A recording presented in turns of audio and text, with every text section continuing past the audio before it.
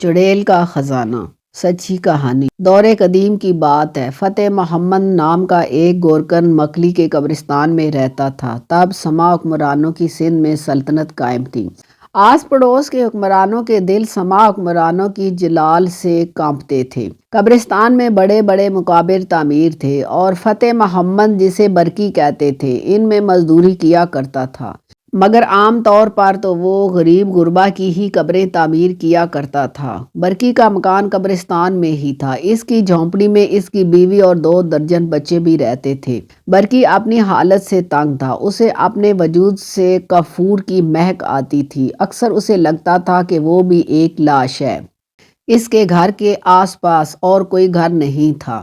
آس پاس صرف قبریں ہی قبریں تھیں۔ تھوڑی دور بڑے بڑے شاندار مقابر تھے۔ اس کے گھر سے تھوڑے فاصلے پر ایک پرانا کنواں تھا۔ وہ کنواں زمانوں قبل سوکھ چکا تھا۔ ایک روز فتح برکی اس کنویں کے پاس بیٹھا تھا کہ اسے اشرفیوں کی جھنکار سنائی دی۔ اس نے حیرت سے ادھر ادھر دیکھا، پھر اپنے کانوں کا خلل سمجھ کر اس بات کو نظر انداز کر دیا، مگر چھنکار پھر سنائی دی۔ اس نے پھر حیرت سے ادھر ادھر دیکھا، آواز کنویں سے آ رہی تھی۔ اس نے اٹھ کر کنویں سے جھانکا تو اس کی حیرت کی انتہا نہ رہی۔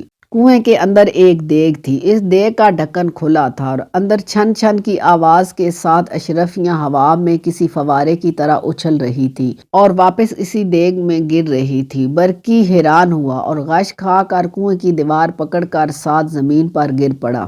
تھوڑی دیر بعد ہوش آیا تو سامنے ایک مکروہ صورت کی خوفناک عورت بیٹھی تھی۔ ڈرو مت، ڈرو مت، میں اس خزانے کی رکھوالی پہ ہوں۔ یہ خزانہ راجہ پورس کے زمانے سے اس کنویں میں پڑا ہے۔ تو چاہے تو تیرا ہو سکتا ہے۔ تم کون ہو؟ کیا تم انسان ہو؟ سچ کہوں تو میں چڑیل ہوں، جو صدیوں سے یہاں رہتی ہوں، مگر تجھے خزانے سے مطلب ہونا چاہیے۔ مجھے یہ خزانہ کیسے مل سکتا ہے؟ بہت آسانی سے۔ صرف یہ خزانہ نہیں، سارے ملک کے خزانے بھی میں تجھے لا کر دے سکتی۔ مجھے کیا کرنا ہوگا؟ تجھے بس میرے ساتھ شادی کرنی ہوگی۔ کیا برکی کی چیخ نکل گئی۔ اتنا بھی آوارہ نہیں۔ ارے اب تو کون سا حسین اور جوان ہے، بڈھا گنجا ہی تو ہے۔ اونٹ جیسی تیری صورت ہے اور 2 درجن تیرے بچے ہیں۔ میرے علاوہ تجھے کیا مل سکتا ہے؟ اور سوچ بھی تو صحیح، خزانہ بھی مل رہا ہے۔ اچھا چل شادی کر لیتے ہیں۔ برکی سوچ میں پڑ گیا، مگر میں انسان ہوں اور تم چڑیل، مطلب؟ ارے تو فکر نہ کر، میں جب ڈھنگ کے کپڑے پہنتی ہوں تو تقریباً انسان ہی معلوم ہوتی ہوں، اور تو خزانے کے بارے میں سوچ۔ پھر یہ بھی سوچ کہ میں تو تجھے اس شہر کا حاکم بھی بنوا سکتی ہوں۔ برکی للچایا اور پھر بولا، دیکھ بی بی، میں تیار ہوں، مگر گاؤں والوں کو یہ نہیں بتا سکتا کہ تو چڑیل ہے، تو مجھے تیرا کوئی انسانوں والا نام رکھنا ہوگا۔ چل، اس سے تیرا نام زینی ہے، تجھے منظور ہے؟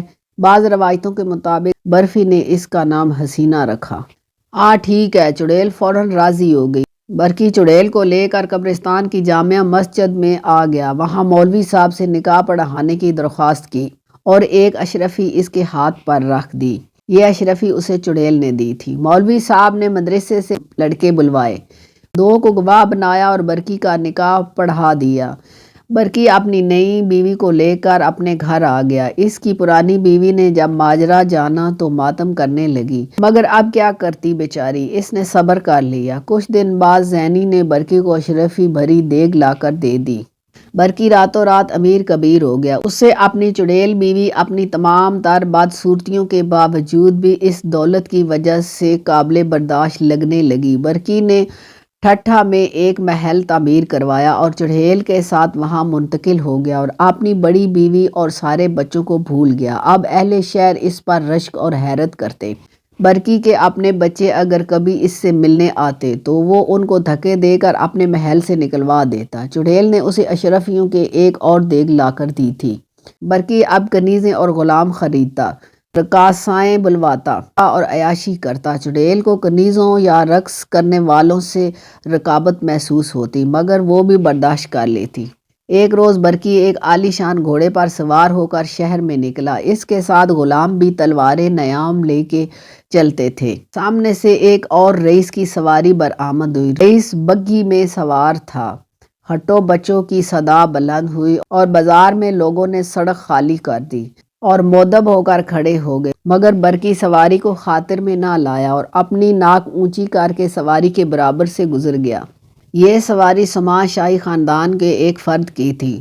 شاہی انا کے لیے یہ گستاخی ناقابل برداشت تھی۔ حکم صادر ہوا کہ کل ہی اس شخص کے رئیس کے محل میں حاضر ہونے کا حکم دیا جائے۔ حکم صادر ہوا کہ کل ہی اس شخص کو رئیس کے محل میں حاضر ہونے کا حکم دیا جائے۔ برقی کو پیغام ملا مگر برقی اس پیغام کو خاطر میں نہ لایا۔ چند دن بعد برقی جب اپنے گھر سے باہر جا رہا تھا تو چڑیل پریشان صورت بنائے آئی اور گویا ہوئی، سرتاج آپ کو معلوم ہے کہ کیا ہوا ہے؟ نہیں، بتاؤ۔ سرتاج، محل میں بغاوت ہو گئی ہے۔ امیر خان سما نے اپنے چاچا یعنی سلطان کو ہلاک کر دیا ہے، شہزادوں کو گرفتار کر کے زندان میں ڈال دیا ہے، تو ہمیں کیا فرق پڑتا ہے حسینہ؟ امیر خان وہی ہے جس نے چند دن قبل آپ کو اپنے محل بلوایا تھا۔